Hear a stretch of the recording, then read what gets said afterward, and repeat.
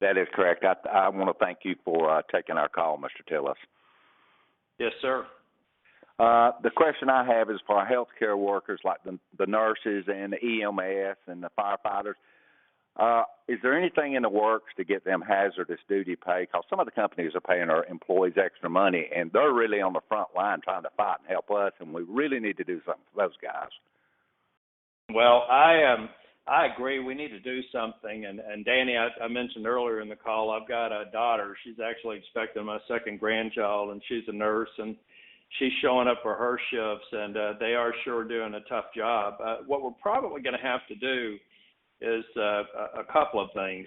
One, we've got to first off, I do think that we should provide some support, but now we have to look at how we're doing it, particularly for essential businesses that we've asked to stay open. Like you said, Danny, a lot of people have already are paying overtime or paying hazard pay for the work that they're doing.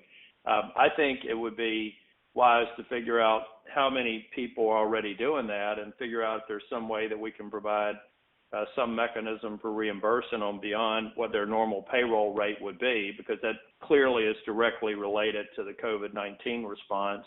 And then maybe some other facilities that just didn't have the resources to increase the pay to figure out if there's some way that we can fairly treat everybody in the essential businesses for people who are showing up for work. And incidentally, it's for those who showed up for work, and there are a lot that are doing it. But I think it is something we have to look at. It's a lot of people are asking about a Phase 4 bill now. That may be something that we would put into another bill that we'd pass related to the COVID response. But I want us all to focus on the $2.2 trillion, the largest economic stabilization package in the history of this country, and making sure those resources get out the door so that people have the individual assistance checks, and that businesses have the money to try and make payroll and pay their bills in the weeks to come as we continue to combat the virus.